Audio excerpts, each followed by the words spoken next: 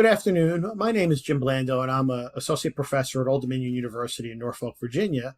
And today we're going to talk about an overview of exposure and risk management. And in particular, we're going to talk about general approaches to exposure and risk management. As one could imagine, there are many approaches that can be selected for us to manage exposures and risks. And these exposures can be varied and widely diverse depending on the specific scenario that you are addressing. Oftentimes, they can be a hybrid of multiple approaches, and certainly creative approaches can be particularly effective in terms of addressing exposures and risks. Regardless of the approach that is used, they certainly must be scientifically valid and certainly be logical. It's important for us to assess and reassess effectiveness of controls. It's not uncommon for us to want to be sure that whatever risk management approach we select, that in fact we assess how effective that approach is and try to assure ourselves that we don't create any new hazards as a result of the risk management approach that we have selected. For example, I often use a story where we had a Legionella outbreak in a facility. One of the management techniques utilized to address that Legionella outbreak was to dismantle the dead legs in the plumbing system to get rid of stagnant water. One of the things that wasn't recognized initially was those pipes were covered with asbestos insulation. When the plumbers came in, they removed the dead legs, which was good in terms of removing the Legionella risk. However, they were not aware of the asbestos and ended up spreading asbestos throughout the facility, creating another hazard. That was determined simply because we looked back to see what the effectiveness of those risk management techniques were that we initially implemented, and upon discovery of a second hazard, implemented a different control strategy. So that's an example where one might want to assess and reassess the effectiveness of your controls and be certain that you didn't create any new hazards. Controls can be categorized in three broad categories, and oftentimes we tend to think of it in the framework of host, environment, and agent, that epidemiologic triad framework, where we think about the three broad factors that are interrelated and are significant predictors of whether an adverse health outcome is going to occur are the host factors, environment factors, and agent factors. Host factors are things particular to the person who is exposed and whether they are more sensitive or less sensitive to a given exposure. Environment is how the person is exposed, which can impact how much they're exposed to and how much actually gets inside their body. And the agent factors are the particular characteristics of what you're being exposed to, right? Some viruses are more virulent than others, so that certainly can impact how sick someone can get. Some chemicals are more toxic than other chemicals, and that can impact the types of adverse health outcomes that one could experience. So all of these factors are related in terms of predicting whether or not we can have an adverse health outcome. We can also think about our control approach or our risk management, exposure and risk management approach in this same type of framework of host, environment, and agent. So some examples I might give would be host factors can include things like my control might be vaccination. In this particular example, I'm actually altering a person's immunity, which is altering their host factors in terms of mitigating the risk. For example, during the COVID pandemic, we found that the COVID vaccines were highly effective, significantly modified a person's immunity such that they had some degree of protection in terms of infection and also severity of that infection. So vaccination is a very clear example of altering someone's host factor so that they have less risk from a given exposure. Certainly, we have environmental controls and risk management plans that can be put in place. This includes things, an example I have listed here and shown in the picture on this particular slide is air pollution control devices. What you see on this slide is a baghouse. So what this does is when pollutants are generated, in this particular case in the picture, this company cut concrete blocks, generating a lot of dust that had a high crystalline silica content, which is not healthy for someone to breathe. Therefore, when these cement blocks are cut, in this particular case, there's a baghouse that collects the dust and removes it from the air, thereby reducing exposures to anyone working at this particular facility and living in the community. So in this particular case, we can use environmental controls to actually contain and control pollutants such that we do not have exposures, and thereby reducing the risk. And then we also have agent approaches. What I've listed here, there are many that are available. One that I've listed here that's a very common one for folks to reference is green chemistry. For example, substitution using a less hazardous chemical. Is it possible for us to take hazardous chemicals and use something that is less hazardous such that we can reduce the risk. Is that an approach? For example, you can take fluorescent light bulbs that have mercury in them, and you can substitute them with LED bulbs that do not have mercury in them, thereby reducing the chemicals that would be released to the environment upon disposal or breakage of a light bulb. So that's one way that we can actually alter the agent such that it's less hazardous. And there are specific concepts that are listed in green chemistry, which I'm going to go over shortly, that will help us design things in a way that can reduce the toxicity of chemical agents. So this is a framework where we can think about these three major factors that impact adverse outcomes and ways that we can approach control strategies such that we can alter these three factors and kind of break up that epidemiologic triad. What are some factors that may influence the effectiveness of our control approach? Well, it's going to vary depending on the specific scenario.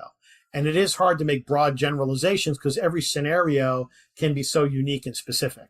However, one thing we do want to do is we certainly want to understand our scenario and all of the details associated with that scenario. If we're looking at designing control measures in place in a given workplace to prevent occupational hazards from resulting in adverse outcomes, adverse exposures, and health outcomes, we first off have to understand what people actually do at work. What do they work with? What chemicals do they work? What activities do they engage in while they're at work? That is crucial for us to be able to understand the scenario such that we can develop control strategies that are not only effective, but also are acceptable to the people who will be impacted by those control strategies. Of course, practical decisions must oftentimes balance competing interests and needs. Regardless of the organization you work for, your budget is going to have an impact on what you're actually able to do, and is going to influence the way you prioritize your approaches to exposures and hazards. Even if you work for a public entity like a public state health department, your budget is not infinite. And oftentimes you have to balance competing interests and priorities in terms of making that management decision about how you're going to approach a given hazard. Of course, we want our control strategy to maximize benefits and minimize liabilities. We want to have the most effective controls that we can afford to have based on our budgets and resources. And of course, we want to minimize any liabilities associated. And liabilities could be even simple things like if I implement a control strategy, it's going to make it more difficult for people to get their jobs done, right? So we want to minimize those types of interferences such that our control strategy we can maximize its effectiveness and acceptability to stakeholders and also have the best control that is possible. Of course, it's really important for us to account for human behavior and an affected community's knowledge, attitudes, beliefs, and worldview. An example that I oftentimes cite, thinking about the really enormous impact of human behavior on control strategy implementation. We did a study many years ago where we were looking at nuclear preparedness if there was an accident at a nuclear power plant. The control strategy that was put in place, or one of the control strategies, was evacuation and having law enforcement actually guide people on where to go and the routes one would take to evacuate a given area. The problem with that strategy was that law enforcement checkpoints and traffic controls are only put in place if an official evacuation order is given. However, we found that when we spoke to members who lived in that community near this particular nuclear power plant, we found that most people, if there was a problem at the power plant, would evacuate before an official evacuation order was given, meaning that they're going to evacuate before the checkpoints are put in place by law enforcement agencies, which could result in traffic problems and accidents on the roads and so on, thereby influencing that management strategy and potentially resulting in that management strategy of traffic controls not being very effective, because it assumed, without knowing what human behavior would likely be, if there was a problem at the local nuclear power plant in this community. So we must think about human behavior and incorporate that into our management strategies to assure that they will be effective or have the highest chance of being effective. Of course, Occam's razor is a philosophical concept. Basically what this says, the simplest effective solution with the least amount of required parts will likely have the lowest failure rate. In other words, the simplest solution is oftentimes the most effective. We typically want to increase the ease at which we can implement our control strategies, because the easier they are to implement, the more likely they are to be effective, and the lowest number of points of failure you would have in that strategy.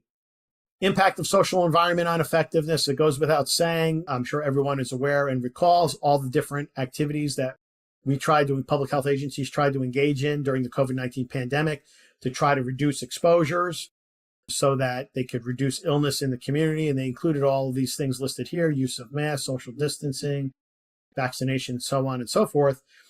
And of course, you may recall that many of these, especially the use of masks and vaccination, was not accepted by everyone in the various communities across the United States.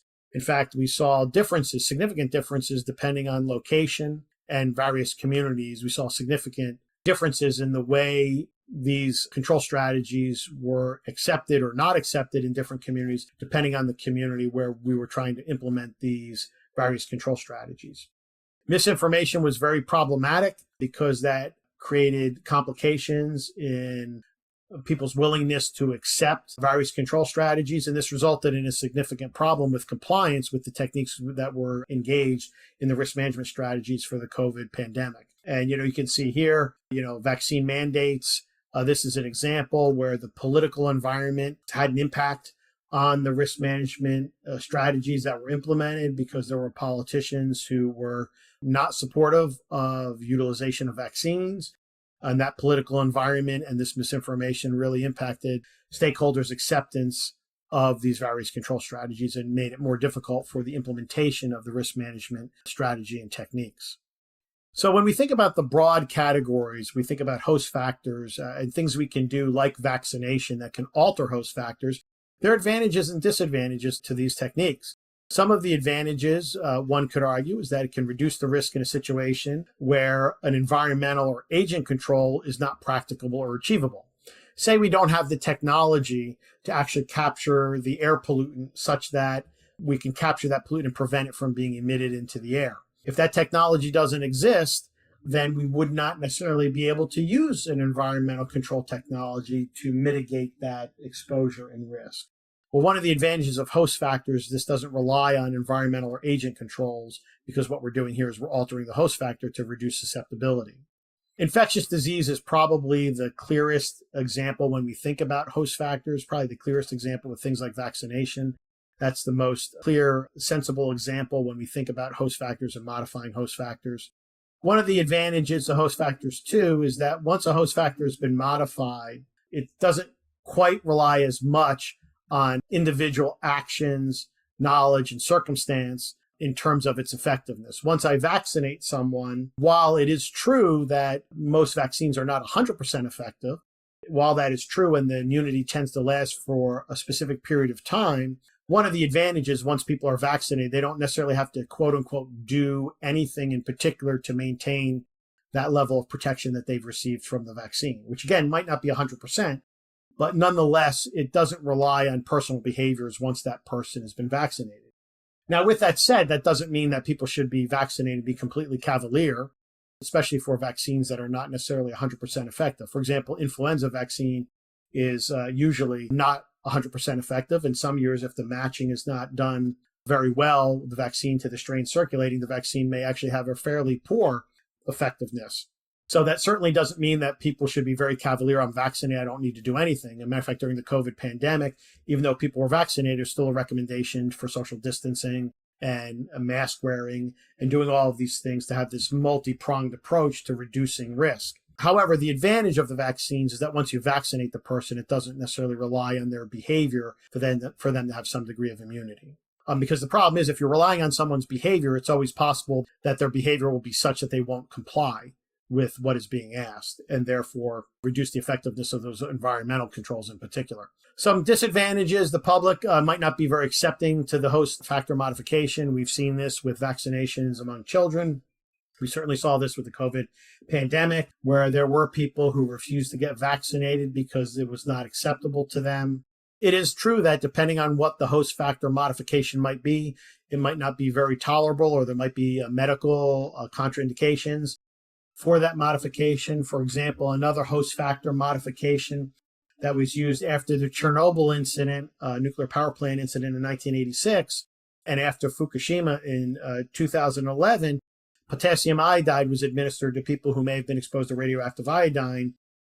from the explosion of those nuclear reactors. Well, certainly some people are allergic to iodine or iodine-containing compounds, and if you are allergic to iodine, you obviously can't take a potassium iodide pill. So sometimes there can be individuals that are not actually able to modify their host factors for various reasons. And obviously, if you can't modify that host factor for reasons such as an allergy or adverse reaction to the host modification that is being made, then certainly you would not be able to participate or protect yourself with this approach. It's possible that technology might not exist to actually modify host factors. People may not be able to afford the intervention. If you're uninsured, you might not be able to afford whatever vaccine is being offered if it's a certain significant cost. Participation rates may be low and awareness might be low among the public, which of course will then impact the effectiveness of this control approach.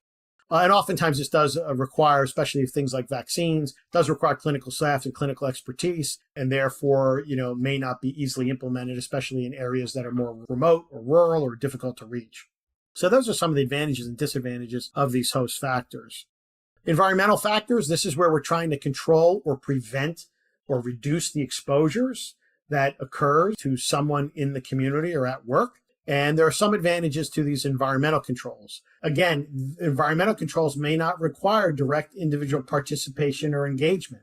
Therefore, you don't have to rely and trust that the potentially affected stakeholders will actually engage in the management strategy or approach, because you've engineered in a control that's capturing the pollutant or preventing the pollutant from being emitted to the environment.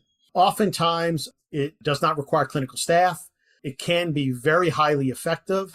For example, we have some air pollution control devices that can remove 99% of a given pollutant from the airstream before it's admitted to the atmosphere. So it can be very effective. May protect all community members and the environment, including sensitive subgroups, right? If I prevent an air pollutant from being emitted to the atmosphere, those living around my facility, regardless of whether they're sensitive or not sensitive or who they are in the community, they will not have exposure because I've prevented the release to the atmosphere. And of course, you can potentially prevent multiple hazards simultaneously if I have an engineered solution preventing the release of a pollutant to the environment. Right? If I prevent pollutants from getting into the air, that'll also prevent those pollutants from getting into water and drinking water and streams around the given facility. So therefore, I could be preventing multiple risks simultaneously. One of the disadvantages is that oftentimes environmental controls can be expensive and resource intensive. Not always, but oftentimes they are. You may have to engage additional expertise, such as engineers, right, to design systems in place. It could be time consuming to implement. It may require information on fate and transport, which is a complicated endeavor to understand how contaminants may move through a given environment, be transported, and how they might change in a given environment. So that can be a very complicated endeavor, and also may not be acceptable to the community. You may have heard of this acronym NIMBY syndrome, not in my backyard, NIMBY, right? May not be acceptable to the community. Some people, and this is something that oftentimes environmental people refer to, is you have this NIMBY syndrome where no matter how much public outreach and education you do, people just do not want things cited in their neighborhood. For understandable reasons. You might not want to live next to a garbage dump or a solid waste transfer station and so forth. So that is something that oftentimes has to be contended with when we look at environmental controls, about putting things in the environment to control exposures that people might not want in their communities. Another example of that would be a garbage incinerator. A garbage incinerator generates energy. It also reduces the volume of waste, can be a very useful and important solid waste management tool. Most people would not want a garbage incinerator in their neighborhood. Right, so this is something that has to be contended with when we look at environmental factors and controls. And of course, agent factors, advantages, one of the things that's really advantageous about being able to control agent factors, it may be possible to eliminate the hazard completely, right? If I have a very toxic compound that I'm using in a given product, and I'm able to replace that very toxic compound with a compound that is not that toxic, it may completely or significantly reduce the hazard and risk associated with that particular chemical. Can be very cost effective. There are several examples out there where chemicals have been substituted in products where the substitute not only reduced the toxicity, but also reduced the expense of the product. May not require active participation by individuals. If I'm using a given product and the formulation is changed of that product to use less toxic chemicals, but it doesn't change the way that I use that product, it may have absolutely no impact on the individual and therefore not require any active participation by the person using the product to gain the benefits of the risk management of a strategy.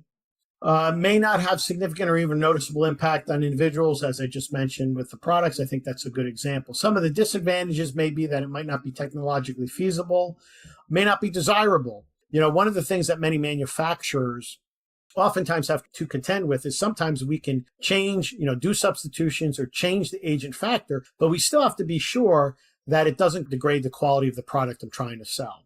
So there are many examples of this, and even very simple examples. We want to reduce the amount of plastic we're putting in the environment. So I'd love to have a garbage bag that didn't have to be plastic. However, if I've used a paper garbage bag, my liquids are likely going to soak through that product, which is not a desirable characteristic of having a paper garbage bag. So therefore, that can impact the utilization. People will tend to not utilize products or controls or changes that have outcomes that are not desirable. And certainly that is something our manufacturers face, is that whatever they do, it still has to have desirable qualities. I recently had a discussion with somebody about plastic straws are problematic from a waste disposal standpoint, especially for the amount of plastic straws one can end up in the environment. So it's a great idea to move to paper straws that biodegrade in the environment. And for most people, paper straws would be fine. However, this individual pointed out to me that some people with certain disabilities really struggle to use paper straws because the paper straws collapse. Right. So certainly those individuals would not find paper straws as an acceptable substitute simply because it has characteristics that are not desirable to them. So this is a challenge that we have, and this is something to think about. And our manufacturers oftentimes have to think about that when they're thinking about changing agent factors or changing, substituting, and utilizing different chemicals or as part of their formulations and so on. Certainly, sometimes redesign may require significant investment in resources depending on the redesign that's done. So we've seen, for example, if you go to various chemical production facilities, you'll see that sometimes processes have been redesigned, and this can take a significant investment and resources to be able to do that. Possible alternatives might not be accepted by individuals, as we've already mentioned. And one thing that's really important, when we think about agent factors in our attempt to substitute or change the characteristics of the agents that make up a given product, it's important for us to evaluate any substitutes or alternatives to make sure that they're not worse than the original, right? It's not uncommon for us to try to do substitutions only to find out that we may have shifted the problem, may have shifted. An example of this could be there was very much an interest in complying with the carbon monoxide ambient air quality standards and improve the combustibility of fuels. One thing that was done many years ago was to add methyl tert-butyl ether, or MTBE, to automobile fuels to have better combustion. And in fact, that did help improve and meet target goals of reducing ambient levels of carbon monoxide in some states. However, it also turned out that MTBEs were soluble and ended up contaminating groundwater all over the place from leaking underground storage tanks. So, sometimes you have to be thoughtful about what problems am I trying to solve, and I want to make sure that I don't create any other problems or worse problems. Another example of this that is looking at the solvent substitute for 1-bromopropane. This was a substitute that was supported by something within the United States Environmental Protection Agency, Significant New Alternatives Policy Program, or SNAP program, which is a program primarily designed by EPA to reduce impacts on the stratospheric ozone layer. Upper atmosphere improvement in the stratospheric ozone layer. And as a result of this SNAP program, EPA found that 1-bromopropane was a useful substitute for some common chlorinated solvents that were utilized for stratospheric ozone protection. And in fact, this was extended to possibly impact chlorinated solvents that were used in dry cleaning. The SNAP program listed 1-bromopropane as acceptable alternate simply because they were looking at its lower reactivity in the stratospheric ozone layer. The problem was that the substitute that was suggested, 1-bromopropane, had very little information that was available in terms of toxicity and exposures, especially within dry cleaning. So there was a move in the dry cleaning industry to get away from the chlorinated solvents like PERC and move to things like 1-bromopropane without knowing very much about the substitute that you were proposing. Well, it turns out, unfortunately, 1-bromopropane is highly volatile. So we had much higher airborne exposures among people utilizing this in dry cleaning. And we started seeing cases of people who were poisoned by this chemical from use. For example, we had one case of someone in a dry cleaner who ended up in the hospital. And we had another case of someone using bromopropane in a manufacturing plant. As we began to investigate this, we found that 1-bromopropane had some significant toxicity and significant exposures because of its higher degree of volatility. And the question that was asked was then, is the alternate actually worse than what it's replacing? And some people would argue, especially in the dry cleaning industry, that perhaps it is, and perhaps we should not do this substitution because of what we were seeing. So this is something that's important for us to think about when we think about agent factors and we think about substitutes. It's important for us to keep in mind that the substitute can't be worse than the original. And then just to summarize, exposure and risk management can be viewed within the framework of host environment and agent factors. Every approach must be specific to the scenario and designed on a case-by-case basis because each individual case is going to be unique and have specific characteristics. There are advantages and disadvantages to every approach that you try to employ in terms of exposure and risk management. And there are many influences on management decisions that go beyond the technical factors. These include things like public perception and acceptability, which we talked about in this module.